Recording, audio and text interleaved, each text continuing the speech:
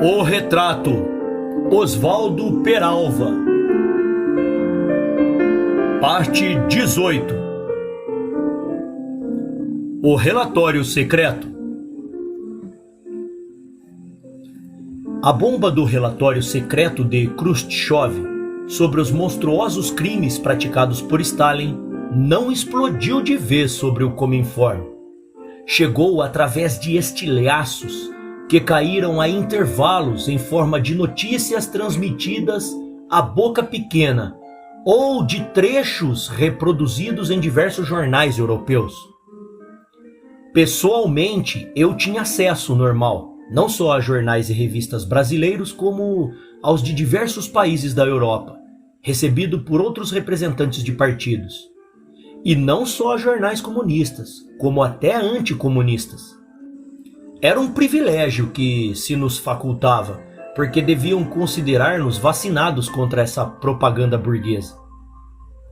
Os franceses facilitavam-me a leitura do Le Monde e L'Humanité.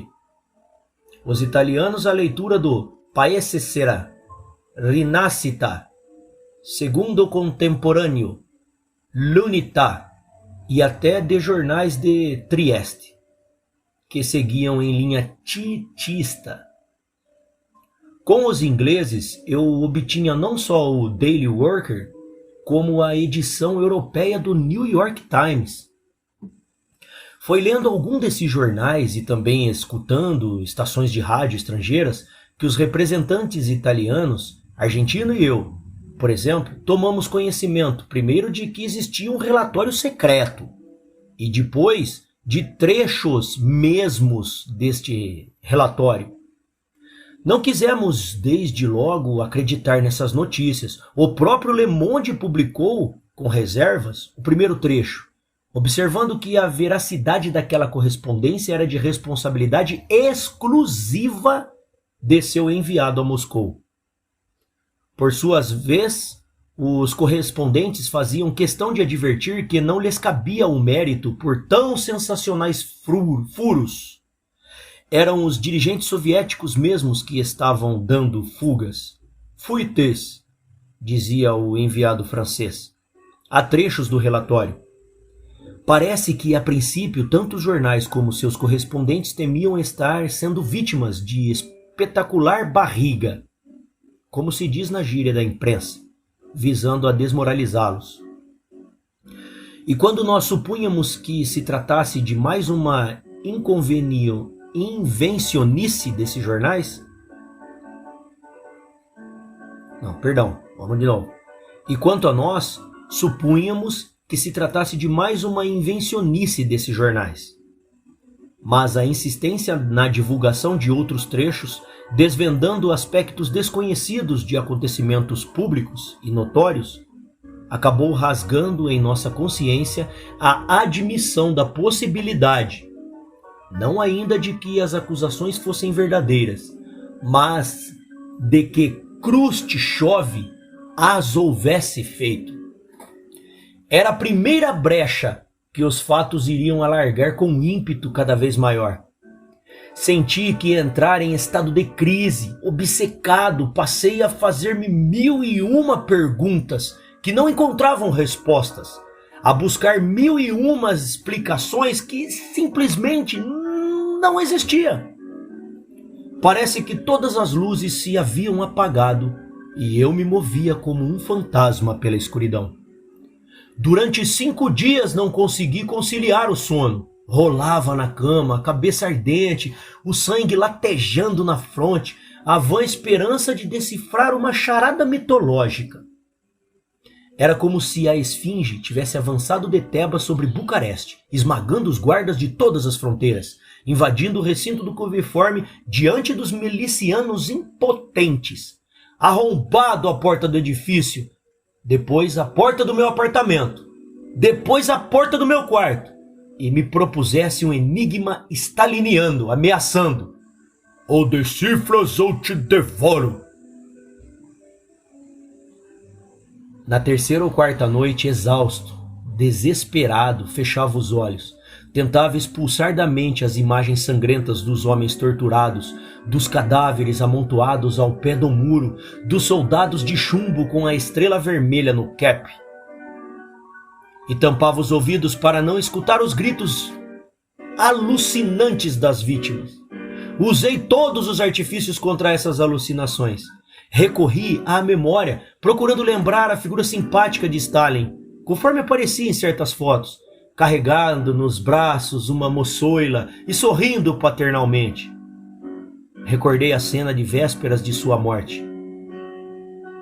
Eu me achava em casa de meus sogros, no Rio, e ouvia a rádio noticiar que Stalin se encontrava em estado desesperador, sem possibilidade de salvação. E ali, diante da minha mulher e minha cunhada, que me retiraram para não me constranger, as lágrimas rolaram dos meus olhos. Seria possível odiar agora, de repente, a quem tanto admirava e amava antes? As cenas do relatório voltavam a empolgar-me, e a esfinge, o próprio Stalin com seu cachimbo, seus bigodes, sua blusa, voltava-me a propor seu enigma, ameaçando: "Oh, me decifras ou te devoro!" E de suas mãos crispadas, gotejante de sangue, eu abria os olhos e desistia da tentativa de dormir. Refletia, lembrava coisas abandonadas nos confins das memórias. Mudava de posição na cama. Lamentava-me de manhã cedinho. Os olhos empapuçados, saía para o meu gabinete. Antes de chegar lá, encontrava algum membro da redação russa, cumprimentava-o. "Zdravствуйте, товарищ!" E ele, com a maior tranquilidade do mundo, o rosto repousado, um sorriso de criança grande. "Здравствуйте! Ну как, товарищ? Всё хорошо?" Salve! E que tal, camarada? Tudo bem? Às vezes eu podia responder formalmente que tudo bem. Às vezes parava, indagava ele, de um ou outro que entendia o francês ou o inglês, se tinha escutado a propósito de um relatório secreto, a Rádio de Paris ou a BBC. A resposta vinha sempre acompanhada de um sorriso infantil, que pretendia ser superior. "Já estamos acostumados com as calúnias das rádios portuguesas, tavarique. Vive em Paris! Não perco meu tempo em escutá-las." Nesses momentos eu até que os invejava daquela placidez, despreocupação, indiferença, como se todos os absurdos do mundo fossem normais no mundo deles. Comentei com o argentino desse estado de espírito. O argentino tampouco podia entendê-lo. Numa dessas noites de insônia, pela madrugada, minha mulher despertou, olhou-me nos olhos e me advertiu com uma rispidez que bem expressava seu nervosismo ante aquela situação. "Faça um esforço para dormir, homem, senão você enlouquece." De fato, pela primeira vez em minha vida, assaltou-me o medo da loucura. Resolvi fazer esforço para dormir. Adotei o velho truque de contar desde o número 1 até 1.000.000, 1.000.000.000 até adormecer.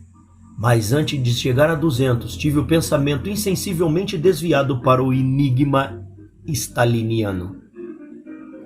E se tudo fosse mentira? Ah, como eu desejaria que fosse mentira. Mas sabia que não era. Estava já irremediavelmente convencido de que o relatório existia e contava a verdade. Tive vontade de chorar com todo o corpo. Chorar alto, soluçando, o pranto correndo em abundância, para que meus nervos se relaxassem e eu caísse em estado de prostração e adormecesse. Mas os olhos doloridos e secos não caíam uma gota. Ainda bem que as primeiras ondas de claridade, filtrando-se através da veneziana e da cortina, penetraram em meu quarto, espantando a um só tempo as trevas da noite e o medo da loucura. Bocejei, espreguicei-me.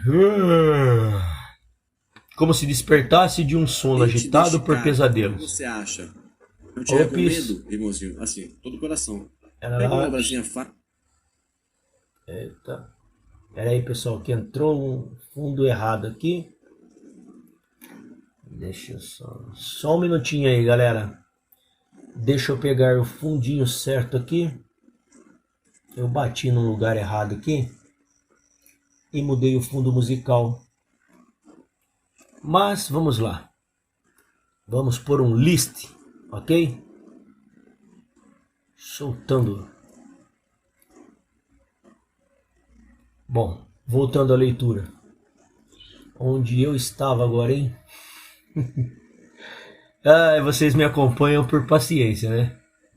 Obrigado pela presença, viu, pessoal? Deixa o like aí, se inscreve no canal se você não está inscrito e divulga com o máximo de pessoas que vocês puderem para a gente alcançar mais pessoas este maravilhoso livro de Peralva. Vamos lá. Ainda bem que as primeiras ondas de claridade, filtrando-se através da veneziana e da cortina, penetraram em meu quarto, espantando a um só tempo as trevas da noite e o medo da loucura. Bocejei-me e espreguicei-me, como se despertasse do sono, agitado por pesadelos. Abri a janela, respirei o ar fresco, fitei o horizonte. Começava um novo dia, e eu tive a intuição de que, também para o mundo ou para mim, começava algo de novo, naquele instante.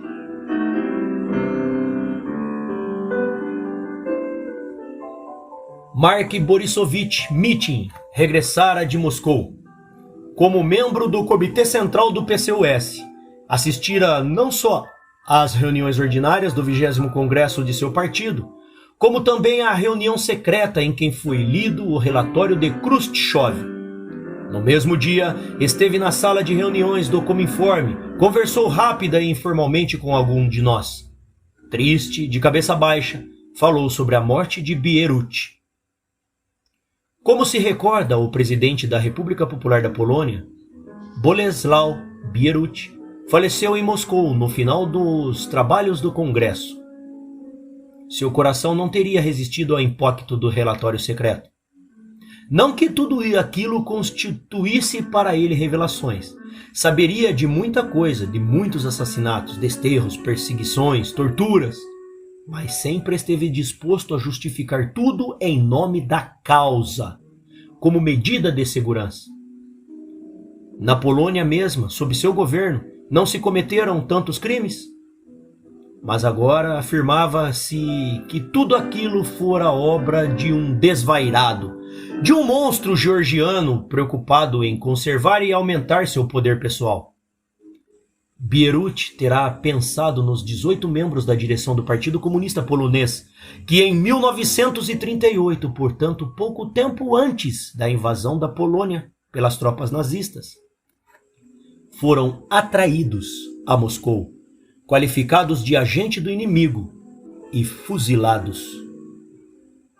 Escaparam então Bierut e Gomulka, porque se achavam presos na Polônia. Terá pensado agora na amargura irônica desse episódio. Só escapou de ser assassinado por seus camaradas comunistas, porque estava guardado no cárcere por seus inimigos, pelo reacionário governo de seu país. Nota de rodapé. Apresentamos em apêndice mais dados sobre o assunto, de fonte polonesa oficial. Fim da nota de rodapé. Depois do 20º Congresso, se voltasse à Polônia no ambiente anti-stalinista, de certo se formaria ele, o senhor do país, que ele sofrera todas as vicissitudes da vida de um revolucionário comunista. A luta clandestina, a prisão, a tortura, para depois se transformar no ditador de todo um povo. Iria ser chamado ao banco dos réus pelos próprios companheiros e responder pelo terror stalinista instaurado sobre o seu governo. É verdade que ele agira sobretudo como um títere dos soviéticos. Era a voz concorrente. em certos círculos do Cominforme que o primeiro embaixador soviético na Polônia foi substituído do posto e chamou a Moscou por abuso de poder. Em vez de ir ao palácio, quando queria falar com Bierut, mandava-o chamá-lo à embaixada e dava-lhes ordens, fazia-lhe advertência, exigia medidas. Bierut terá pensado nas humilhações a que se submetera, e essa lembrança de certo amargurou-lhe o coração. Tudo isso lhe seria lançado à face pelos que ambicionavam substituí-lo no poder, preso por ter cão, preso por não ter cão. Impossível saber se, ao menos por enquanto, se morreu de morte natural, sucumbindo ao peso esmagador dessas terríveis emoções, ou se pôs termo à própria vida com suas mãos. Cabisbaixo, desalentado, Mitin fazia-lhe um pequeno necrológio, repetindo frases feitas, sem muita firmeza na voz. Era a grande personalidade do movimento comunista. Estive com ele várias vezes, mas devo dizer que desde o começo do congresso ele não se sentia bem.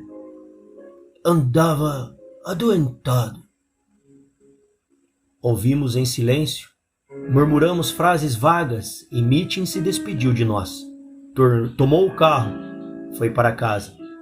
De sua residência, conforme viemos a saber depois, seguiu no mesmo dia para um sanatório, a poucos quilômetros de Bucareste. Alguns representantes, o tchecoslovaco, o polonês, o húngaro, outros mais, tinham ido a seus países, assistiram a reuniões do Comitê Central de seus partidos, nas quais haviam referências ao relatório secreto, e voltaram indignados. Já então esse sentimento começava a ser possível em relação aos de cima.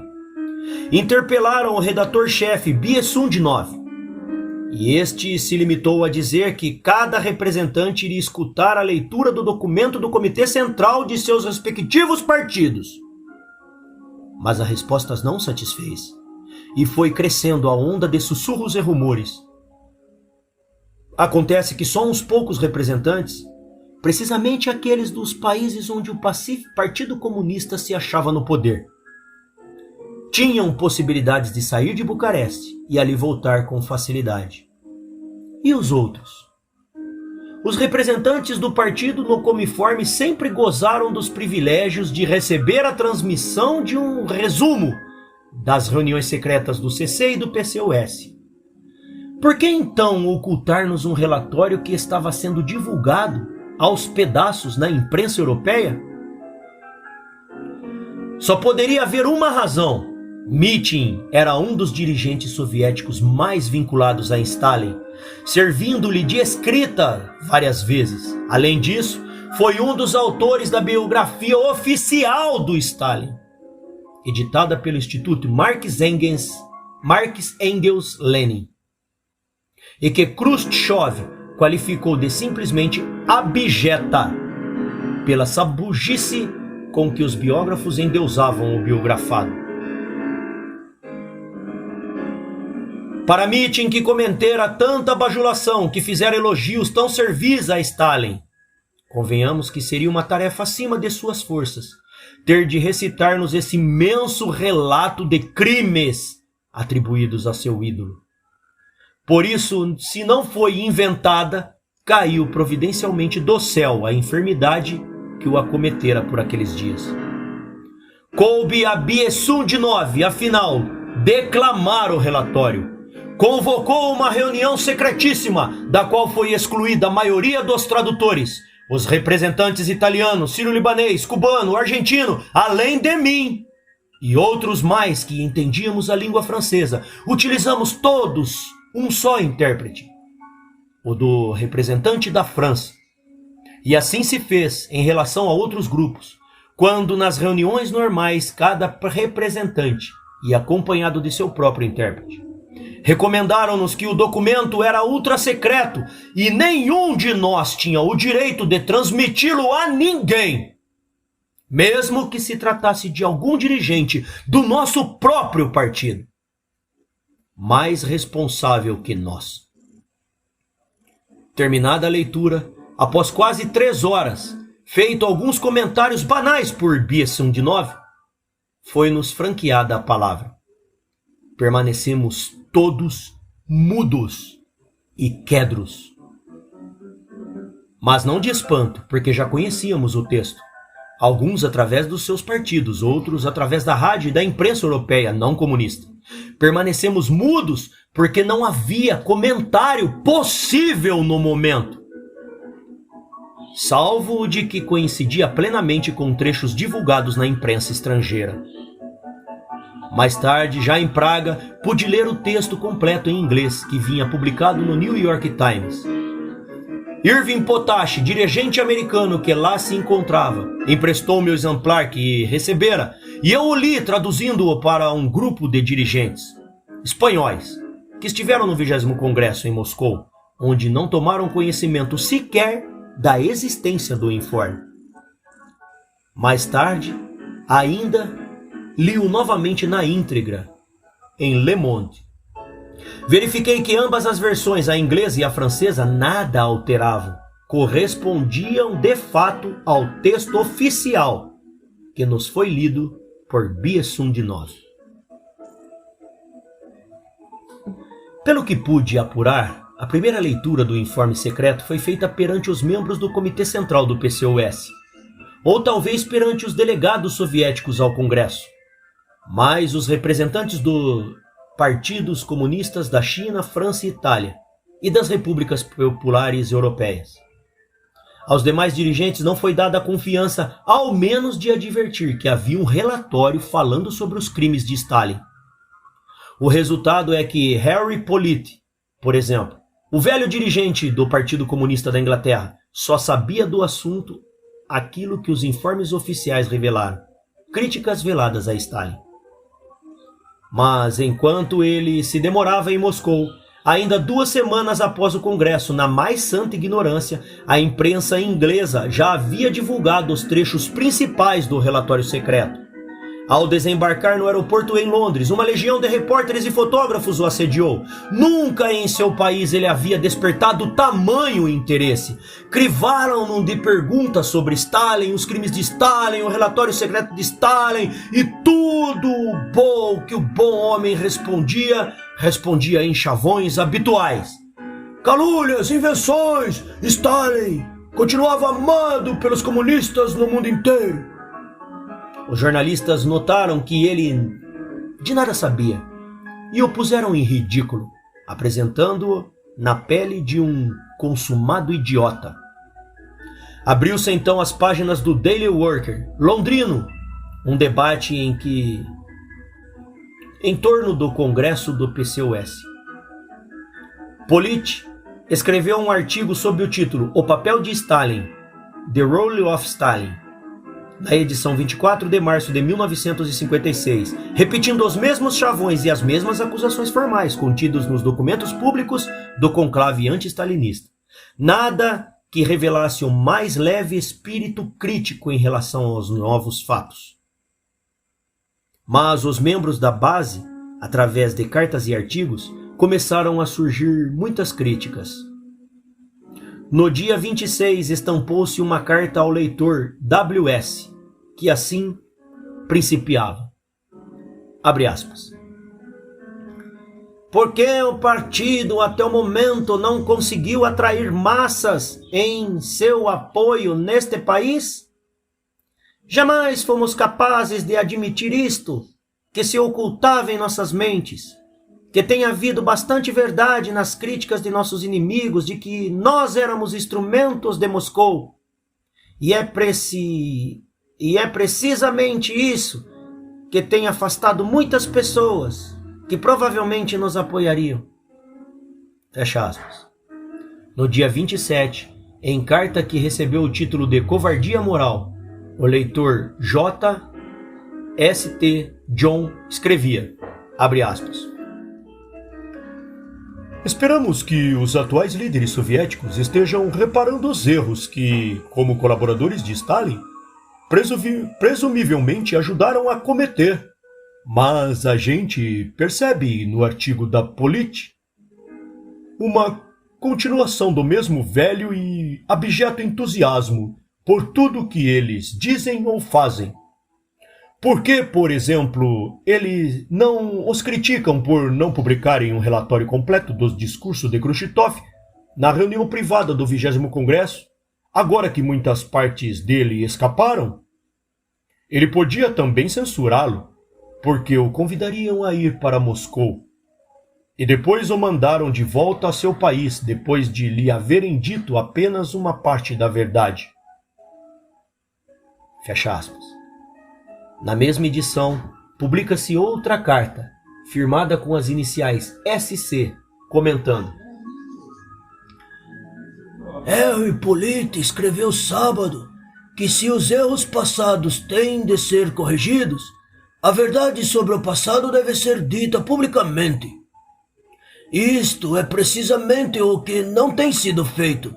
Disseram-nos na edição do Daily Work da última segunda-feira, 19 de março, que em reuniões assistidas por mais de 30 milhões de pessoas está sendo discutido o informe apresentado por Khrushchev numa sessão privada do Congresso.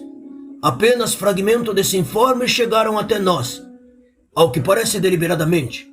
E é na base desses fragmentos que Polite escreve um artigo sobre o papel de Stalin. Fecha aspas. Faz um silencinho aí, fazendo favor, que eu ainda tô em leitura. Desculpa, pessoal. Pouco tempo depois, reuniu-se o Comitê Central no Partido Comunista Britânico. Polite, já desmoralizado em público, foi declarado doente, e a direção do partido passou às mãos de John Golan. Acompanhei esses fatos ainda em Bucareste, lendo e datilografando cartas e artigos inteiros aparecidos nos jornais ingleses, que me emprestavam com a recomendação de devolver em seguida. Estive com vários dirigentes que transitavam pela Romênia, de regresso de Moscou, revelando a mesma ignorância de Polite sobre o relatório secreto. Passaram-se semanas, dissolveu-se o comiforme. Fui à Hungria, depois rumei para a Tchecoslováquia, e ainda ali vi chegarem dirigentes comunistas estrangeiros que nada sabiam do assunto. De Cuba vinham a notícia de que um dirigente comunista entrevistado pela rádio declarara que o relatório secreto não passava de mais uma infame invencionice do FBI e do Departamento de Estado norte-americano. Camaradas chegados da França e da Itália falavam da confusão reinante em seus partidos. Um deputado comunista italiano, cheio de cólera, interpretava Togliatti. E tu que eras secretário do Comintern, qual é a tua responsabilidade em todos esses crimes? Hein? Togliatti respondera que, na prática, ele fora apenas um modesto funcionário daquela organização. Numa reunião da comissão do Comitê Central do PCF, gritaram a Torres: Tu também tens as mãos tintas de sangue! Era um dos dirigentes do Comintern! Então, o Burô Político do PCF deu uma nota estranhando o relatório secreto, agora divulgado na União Soviética e transcrito na empresa burguesa, ainda não pudesse ser comunicado oficialmente aos camaradas franceses, e sugeria sua publicação na França, mas a direção do Partido Soviético convidou o PCF a enviar uma delegação a Moscou para discutirem o assunto pessoalmente. Daí resultou apenas um longo artigo editorial na Právida, em que se dizia uma pequena parte da verdade sobre Stalin, mas a publicação oficial do sensacional documento foi proibida. Em julho de 1956, indo a Moscou para me encontrar com Arruda, que chefiara a delegação brasileira ao 50º Congresso do PCOS, dele ouvi a confissão de que, após o conclave, seguira para a China sem sequer suspeitar da existência desse informe especial. Em Pequim é que lhe foi dito algo a respeito, mas só agora, de volta à capital soviética e nas instâncias suas, é que Korienov autorizara um tradutor de espanhol que o lesse para ele, proibindo-o, entretanto, de tomar anotações do mesmo. Por aqueles dias, a disciplina se havia relaxado e Arruda poderia copiar longos trechos escritos à mão, no caderno pautado, que depois me mostrou. Mesmo assim, desconfiado de que houvesse suprimido na leitura partes do relatório, fez-me várias perguntas sobre o seu conteúdo, e eu ia dizendo de memória tudo o que lembrava. Por esse cortejo, verifiquei que lhe foi feita a leitura completa. Por que o grupo de Khrushchev, então, composto de Bulgamin, Mikoyan, Shepilov e poucos mais, resolveu denunciar Stalin ante o 20º Congresso de maneira violenta porque o fez? Esse mesmo grupo, vários meses antes, precisamente a 26 de maio de 1955, desembarcou no aeroporto de Belgrado e o chefe da delegação, Nikita Khrushchev, surpreendeu o mundo e os próprios iugoslavos com um discurso em que pretendia liquidar as graves divergências cavadas entre os dois países, apenas passando uma esponja sobre elas, de maneira simplória, para não dizer cínica. Em vez de se dirigir cerimoniosamente ao chefe do governo iugoslávio, conforme as regras mais comezinhas da diplomacia, visto que se tratava de uma delegação governamental, Nikita agarrou o microfone e assim começou. Querido camarada Tito! Adiante, declarou lamentar o que acontecera e o tribunal e o atribuiu ao papel provocador desempenhado nas relações entre a Iugoslávia e a União Soviética pelos inimigos do povo atualmente desmascarados, Beria, Abakamov e outros. Prosseguiu. Estudamos a fundo os materiais sobre os quais baseavam as pesadas acusações e os ultrajes lançados então contra os dirigentes da Iugoslávia. Os fatos mostram que esses materiais foram fabricados pelos inimigos do povo, pelos desprezíveis agentes do imperialismo que se haviam infiltrado por meio da duplicidade nas fileiras de nosso partido. Por essas tiradas, não esperava o líder iugoslavo, que as recebeu com indignação, como se estivesse sendo empurrado para uma armadilha. Tanto que, terminando o discurso de Nikita, quando o repórter radiofônico aproximou de Tito o microfone, este afastou-o bruscamente com a mão e não leu a saudação protocolar que tinha levado para dar as boas-vindas aos delegados russos. Era evidente e enorme o interesse manifestado pelos soviéticos em acabar, à sua maneira, com aqueles desentendimentos. Em fins de 1954, assisti em Moscou ao lançamento de uma obra intitulada Materialismo Histórico, cujo principal autor era um membro correspondente da Academia de Ciências e membro suplente do CC do PCOS, F.V. Konstantinov. Embora se tratasse de obra filosófica, não faltaram aí xingamentos mais duros contra Tito e outros dirigentes iugoslavos. O embaixador da Iugoslávia leu e protestou. Então, os soviéticos recolheram aquela edição, lançaram outra, expurgada das diatribes contra Tito, e fizeram severa crítica a Konstantinov, qualificando-o de politicamente míope, pois não via que, logo após a morte de Stalin, a Právida e o órgão do Cominform cessaram seus ataques à Iugoslávia, se bem tampouco a elogiassem. Ademais, pouco antes desse incidente, Molotov conversou com o embaixador iugoslavo e propôs: vamos resolver amigavelmente nossas divergências. O que passou, passou. Façamos de conta que foi tudo um mal-entendido. Vocês atribuem a culpa a Djilas, de Selad, e nós atribuímos aqui a culpa à Béria. A proposta foi repelida, e agora, no discurso do aeroporto, Khrushchev repetiu-a com uma variante, como se disse. Bem, então admitamos que a culpa foi só nossa, isto é, de Béria, e façamos as pazes. Mas os iugoslávios queriam ir ao fundo da questão e tampouco assentaram a nova proposta. Sei disso porque, em reunião secreta do Cominform, Mitin nos transmitiu o relato feito por Khrushchev das conversações de Belgrado.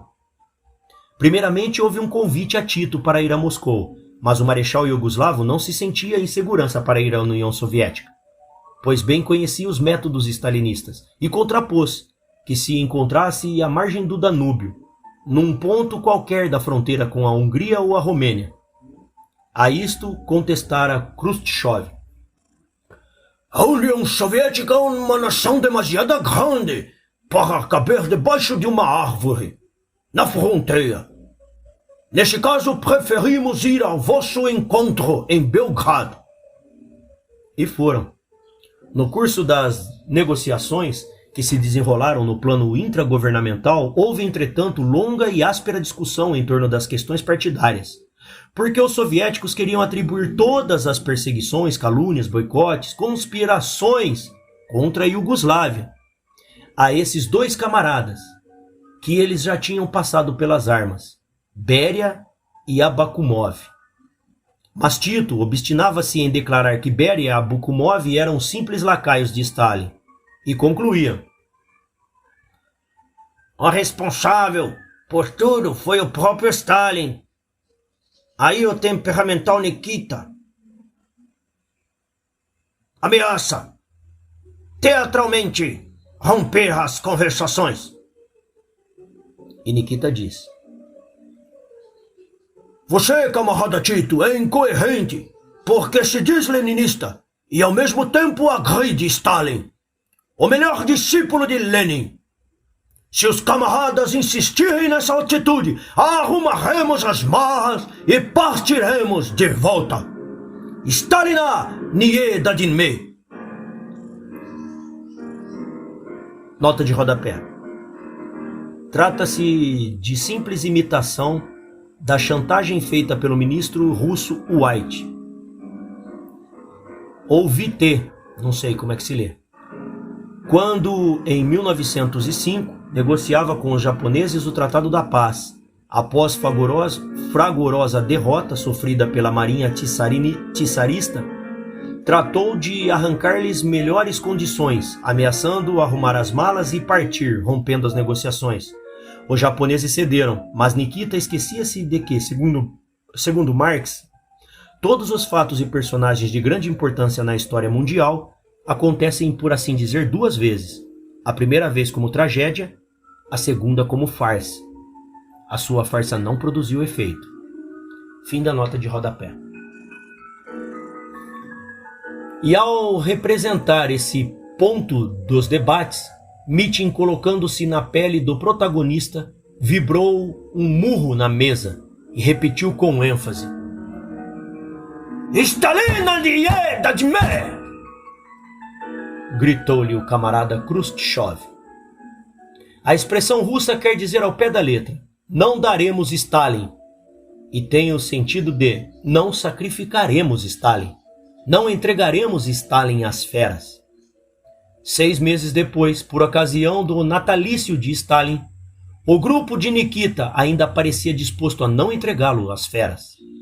Em meados de dezembro de 1955, preparava-se a edição do jornal do Cominform, correspondente à semana de 16 a 23. O argentino e eu perguntamos a Mitin se não iríamos publicar algo sobre o aniversário do nascimento de Stalin, que transcorria do dia 21. Portanto, no curso daquela edição, e ele desconversou.